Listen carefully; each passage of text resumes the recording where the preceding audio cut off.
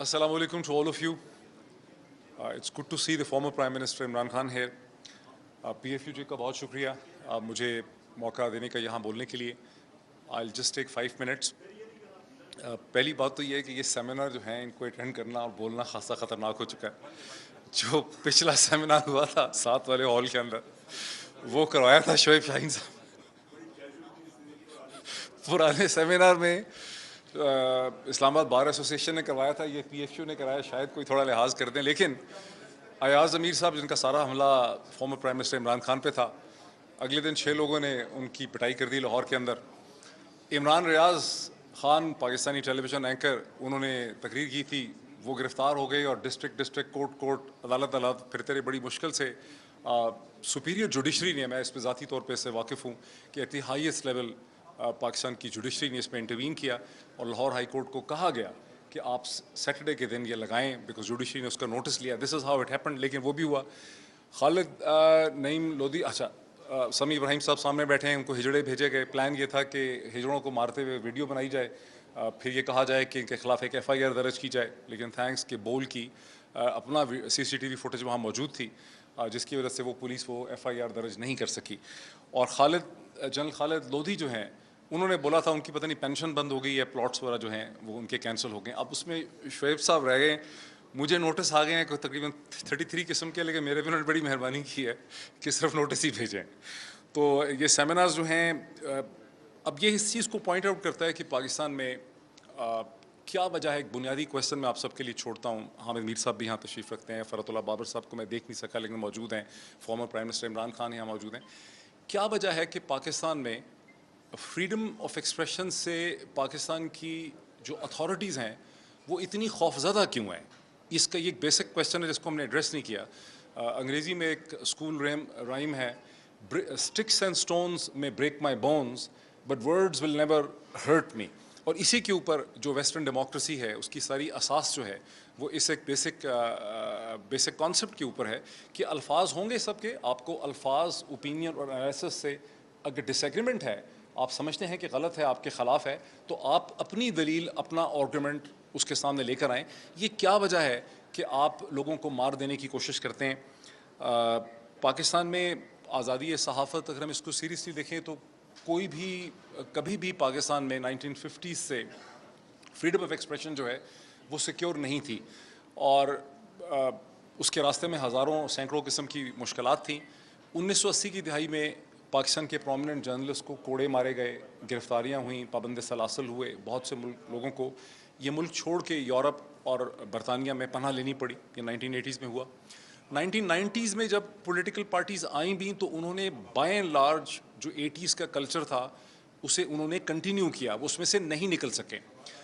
फिर ये भी एक आयरनी और तजाद है कि एक मिलिट्री डिक्टेटर जो था उसने टेलीविज़न चैनल्स के थ्रू एक फ्रीडम ऑफ एक्सप्रेशन जो है उसने आज़ादी दी. ये और बात है कि 2007 में जब उसको ख़ुद चैलेंज फेस हुआ फिर उसने क्रैक डाउन किया, टेलीविज़न चैनल्स को बंद किया. लेकिन 2007 के बाद से भी एक यहाँ कन्वेंशन ज़रूर ऐसी रही कि हम ये नहीं समझते थे कि 80 की दिहाई जो है वो वापस आ जाएगी. तो जब हमने देखा कि एक प्रोमिनेंट, ये सही है कि इमरान खान साहब की हुकूमत में भी, उससे पिछली हुकूमतों में भी 2011 में सलीम शहजाद जर्नलिस्ट जो हैं उन्हें कत्ल किया गया, बाकायदा कत्ल किया गया. उस पर इंक्वायरी बैठी, कुछ मालूम नहीं हो सका. हामिद मीर साहब सामने बैठे हैं. 2014 में इन्हें गोलियां मारी गई, हम सब जानते हैं किसने मारी. इंक्वायरी बैठी, जुडिशल इंक्वायरी टाइप थी, कोई किसी नतीजे पे वो इंक्वायरी नहीं पहुंच सकी. और ये तो यानी उठाया भी गया, मारा भी गया, छतों से लटकाया भी गया, बाल काट दिए गए, मुख्तलिफ जगहों पर छोड़ दिया गया, और ये तमाम सियासी जमातों में होता रहा. लेकिन एक बहुत बड़ा फ़र्क जो मैंने अभी देखा है कि इस गुज़श्ता 20 बरस में जब से मैं इसको देख रहा हूँ, किसी हुकूमत ने, किसी रजीम ने उसे लीगली, कानूनी और इखलाकी तौर पर डिफेंड करने की कोशिश नहीं की. ये एक फर्दर डिग्रेडेशन हो गई. यानी उठाया गया, मारा गया, डराया धमकाया गया, लेकिन जब moral pressure buildup civil society की तरफ से, मीडिया की तरफ से, पॉलिटिकल पार्टीज़ की तरफ से, ट्विटर क्राउड की तरफ से, तो 12 घंटों में, 14 घंटे में छोड़ दिया गया. और फिर लोगों के अंदर ट्रांसफ़र तबादले हो गए, डिसिप्लिनरी एक्शन हो गया कि ऐसा क्यों हुआ. जैसा मतीउल्लाह जान के केस में हुआ कि जिन लोगों ने उठाया था उनकी इंटरनल इंक्वायरी और डिसिप्लिन उनका हुआ, उनके ट्रांसफ़र पोस्टिंग्स हो गई, उनके कैरियर्स जो है इफ़ेक्ट हो गए. लेकिन इस दफ़ा جس طرح سے پنجاب کے وزیر قانون ملک احمد خان صاحب نے جو ہمارے ٹیلی ویژن پروگرامز میں آتے رہے، ہر صحافی سے ان کا تعلق رہا اور ہم نے ان کو بہت ہی ایک میانہ روی اور ماڈریٹ شخصیت سمجھا.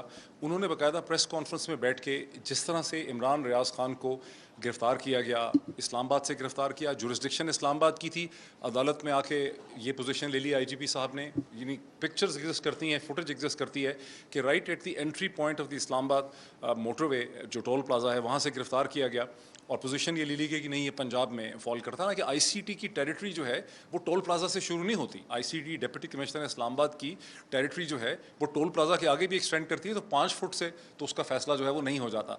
لیکن اسلام آباد ہائی کورٹ میں پوزیشن لینے کے بعد عمران ریاض کو اٹک لے جایا گیا. اٹک میں بڑی ہمت میں سمجھتا ہوں یہ وہ چیزیں ہیں جن کو پک کرنے کی ضرورت ہے کہ وہ جوڈیشل میجسٹریٹ جو تھا اس پہ کتنا دباؤ تھا. اس کے باوجود اس نے کہا کہ یہ ڈسٹرکٹ پولیس کا کیس نہیں بنتا اور اس نے کہا مجھے لگتا ہے کہ یہ سائبر لاء کا کیس بنتا ہے. انہوں نے کہا court number 28 session court Pindi میں بھیجا جائے. پنڈی میں تو جج صاحب کی جتنی تعریف کی جائے، چودھری پرویز خان صاحب کی جو جوڈیشل میجسٹریٹ تھے، انہوں نے آپ اندازہ لگائیں کہ پنڈی میں تھے، وہ آف آل دا پلیسز وہ پنڈی میں تھے. اس کے باوجود انہوں نے یہ بڑی اپریشیٹ کرنے والی بات ہے یہ جوڈیشری کے لیے اور لیگل کمیونٹی کے لیے. اور ایف آئی اے کے جو ایڈیشنل ڈائریکٹر آئے انہوں نے کہا ایف آئی اے کا کیس نہیں بنتا، ایف آئی اے اس کیس میں انٹرسٹڈ نہیں ہے. اور اس کے بعد پرویز خان نے جو جج تھے، میجسٹریٹ تھے، انہوں نے 7 میں سے 5 جو سیکشنز یا چارجز تھے ان کو انہوں نے ڈراپ کیا اور واپس اٹک کے حوالے کر دیا.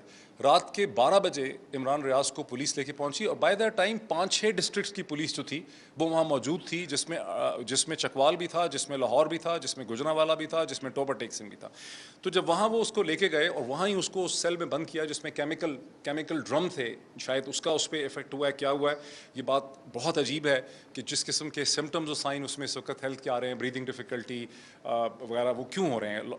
بہرحال تو جو 2.5 گھنٹے کی سماعت تھی اٹک میں، جو تنویر اصغر ہیں جوڈیشل میجسٹریٹ، انہوں نے جو 8 پیج کا ڈیسیجن لکھا وہ پاکستان کی جو لیگل ہسٹری ہے اس میں ایک بڑا امپورٹنٹ مائل سٹون ہے. یہ وہی ڈیسیجن ہے، شعیب صاحب سے مشورہ کرنے کے بعد، انور منصور خان سے مشورہ کرنے کے بعد، یہ وہی ڈیسیجن تھا اٹک کے تنویر اصغر صاحب کا جو میں نے سپیریئر جوڈیشری کو بھیجا اور میں نے کہا کہ دیکھیں the lower judiciary has already taken a position on that issue. اور انہوں نے یہ کہا کہ یہ کیس بالکل بھی گرفتاری کا کیس نہیں بنتا، اس میں پولیس اریسٹ نہیں کر سکتی ہے، اس پہ یہ شخص نہیں لگتی ہیں، میں کسی قسم کا فزیکل ریمانڈ عمران ریاض خان کا نہیں دے سکتا. یہ کہہ کے انہوں نے بھیجا چکوال میں اتنی بدماشی کی گئی، اتنی اتھارٹیرنزم تھی کہ میجسٹریٹ کو کیس سننے نہیں دیا گیا، اس کی عدالت جو تھی اس کو لگنے نہیں دیا جاتا تھا. بہرحال اس کے باوجود اس کو بھی فزیکل کسٹڈی مانگی گئی، اس نے فزیکل کسٹڈی دینے سے انکار کر دیا. تو جوڈیشری جو لوور جوڈیشری ہے اس نے پہلی دفعہ یہ ثابت کیا کہ اس کی ایک اسپائنل کارڈ ہے اور کتنا پریشر تھا، کیونکہ پلان تو یہی تھا کہ 1-1.5 مہینے تک آپ کو 18 ایف آئی آر بھگتنی ہے اور عید پہ گھر جو ہے وہ نہیں جانے دینا. تو میں سمجھتا ہوں کہ اس میں ایک حکومت کے ذمہ دار لا بیرسٹر کا ڈیفینڈ کرنا ہے اس کنڈکٹ کو. یہ مجھے لگ رہا ہے کہ ایک فردر ہم ایک سٹیپ ڈاؤن، ایک نوچ ڈاؤن چلے گئے ہیں اور اس پہ پیپلز پارٹی کو، پی ایم ایل این کو، پی ٹی آئی کو، سول سوسائٹی کو، لیگل کمیونٹی سب کو سوچنے کی ضرورت ہے کہ آپ ایک غلط اقدام کو، ایک تاریخ قدم کو آپ نے ڈیفینڈ کر دیا ہے، قانونی ڈیفینڈ کر دیا ہے، کانسٹیٹیوشنل ڈیفینڈ کر دیا. یہ having said this thing 5 he minute میں نے لینے تھے. دیکھیے عمران خان صاحب کی حکومت میں بھی اور اس سے پچھلی حکومتوں میں بھی مختلف قسم کے پریشر تھے. یہ صحیح ہے نہ پی ایم ایل این نے کسی صحافی کو اٹھایا، نہ پیپلز پارٹی نے کسی صحافی کو اٹھایا، نہ پی ٹی آئی نے کسی صحافی کو اٹھایا تو جنہوں نے صحیح، لیکن تمام حکومتیں مختلف قسم کے غلط کانسٹیٹیوشنل اور لیگل جو انسٹرومنٹس ڈیولپ کیے گئے اس کو ڈیفینڈ کرتی رہیں. خان صاحب کی حکومت جو ہے اس پہ بھی بڑا پریشر تھا. فواد چودھری صاحب مسلسل پی کا ایمینڈڈ آرڈیننس، پہلے تو نون لیگ نے پی کا آرڈیننس بنایا جو بڑا فلاڈ آرڈیننس تھا، اس وقت بھی اس کی بڑی کھپ پڑی شور مچا پی ایف یو جے کے پلیٹ فارم سے، اس وقت بھی اس کی مذمت ہوئی. پھر فواد چودھری صاحب پی کا ایمینڈڈ آرڈیننس 2016 کو ڈیفینڈ کرتے رہے. وہ تو بڑی مہربانی ہے اطہر اللہ جسٹس چیف جسٹس اطہر بن اللہ کی کہ انہوں نے اس کو شوٹ ڈاؤن کر دیا، ورنہ وہی پی کا ایمینڈڈ آرڈیننس جو ہے اس نے اس وقت ہم سب کے خلاف استعمال ہونا تھا.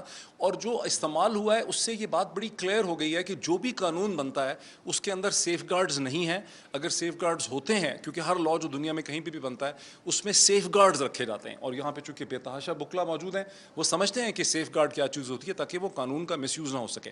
لیکن پاکستان میں میں جو بھی قانون بنتا ہے اس کے اندر افیکٹو سیف گارڈ نہیں ہوتے اور اس کا مس یوز ہوتا ہے. جیسا کہ ہم دیکھ رہے ہیں, ہمیں بتایا گیا کہ پیکا ملک کی سلامتی کی خاطر, ملک کے اوپر جو حملے ہو رہے ہیں قومی سلامتی کے لیے, لیکن آپ دیکھیں کہ جن لوگوں کو پیکا ایمینڈڈ آرڈیننس کے تحت ان پہ چارجز لگائی گئی, اس میں سے کوئی بھی ملکی سلامتی کا تو کوئی ایشو جو ہے وہاں پہ نہیں تھا. تو I will finish by saying this thing کہ اس وقت ضرورت اس چیز کی ہے کہ تمام سیاسی جماعت ایک اس کا یہ میں نے پچھلی دفعہ بھی یہی کہا تھا, میں نے شاید اسی وجہ سے شاید چھوڑ بھی دیا مجھے کہ میں نے یہ دیکھیں یہاں ایک سیاسی جماعت اس اتھارٹیرینزم کا مقابلہ نہیں کر سکے گی. مجھے کم از کم میری جو 2 پینس اوپینین ہے وہ یہ ہے کہ جس قسم کی اتھارٹیرینزم کا مزاج جو ہے ہمارے انتظامی ڈھانچے کے اندر پینیٹریٹ کر چکا ہے, کوئی ایک سیاسی جماعت خواہ وہ 2/3 میجورٹی بھی لے سکتی ہو, وہ بھی اس اتھارٹیرینزم کو سنگل ہینڈڈلی ہینڈل نہیں کر سکے گی.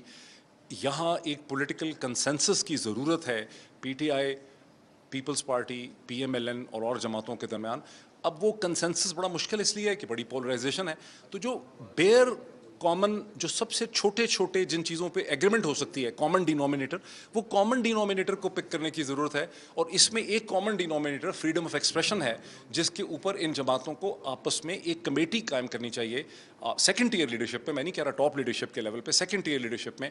وہ سینٹ میں بھی ہو سکتی ہے, وہ سینٹ کے باہر بھی ہو سکتی ہے, جہاں یہ کہیں کہ ہم کھڑے ہیں فریڈم آف ایکسپریشن کے لیے اور ہم اتھارٹیرینزم جو ہے نہیں ہونے دیں گے. ہر قسم کی اوپینین اور ہر قسم کے انالیسس کی اجازت ہوگی. Thank you so much.